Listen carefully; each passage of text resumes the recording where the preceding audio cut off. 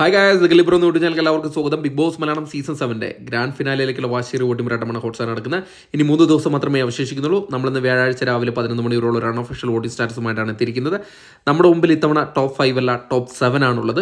അതുകൊണ്ട് തന്നെ ഈ 7 മത്സരാർത്ഥികളും ഗ്രാൻഡ് ഫിനാലേക്ക് വേണ്ടി മത്സരിക്കുന്ന മത്സരാർത്ഥികളാണ്. നിങ്ങളുടെ ഇഷ്ട മത്സരാർത്ഥി ആരാണോ അവർക്ക് വേണ്ടിയിട്ട് നിങ്ങൾ ജിയോ ഹോട്ട്സ്റ്റാർ ആപ്പിൽ കയറി തന്നെ വോട്ട് ചെയ്യുക. അതോടൊപ്പം നിങ്ങളുടെ ഇഷ്ട മത്സരാർത്ഥി ആരാണെന്നും ആർക്കാണ് വോട്ട് ചെയ്യുന്നതും കൂടെ വീഡിയോയുടെ ഇടയിൽ കമൻറ്റായിട്ട് രേഖപ്പെടുത്തുക. വരുമണിക്കൂറിൽ കൃത്യമായിട്ടുള്ള വോട്ടിംഗ് വിവരങ്ങൾക്കും ബിഗ് ബോസ് അപ്ഡേറ്റുകൾക്കുമായിട്ട് നമ്മുടെ ചാനൽ സന്ദർശിക്കുക. ചാനൽ സബ്സ്ക്രൈബ് ചെയ്തില്ലെങ്കിൽ ദയവ് ചെയ്ത് ചാനൽ സബ്സ്ക്രൈബ് ചെയ്ത് കാണാം. അതോടൊപ്പം വീഡിയോ ഇഷ്ടപ്പെട്ടെങ്കിൽ ലൈക്ക് ചെയ്യുക, ഹൈപ്പ് ചെയ്യാനും മറക്കരുത്.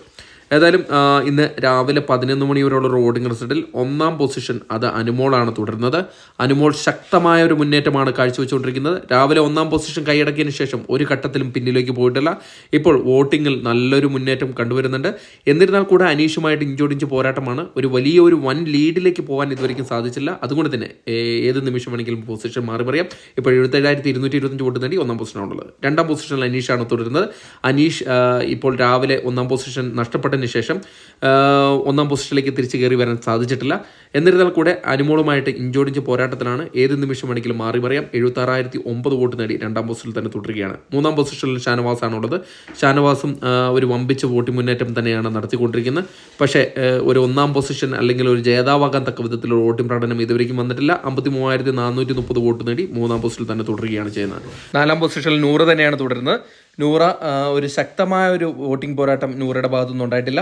ഇപ്പോഴും 48,790 വോട്ടോട് കൂടി 4-ാം പൊസിഷനിൽ തന്നെ തുടരുന്ന കാഴ്ചയാണ് കണ്ടുവരുന്നത്. 5-ാം പൊസിഷനിൽ അക്ബറാണുള്ളത്. അക്ബറും തരക്കേടില്ലാത്ത വോട്ടിംഗ് പ്രകടനമായി മുന്നേറുകയാണ്.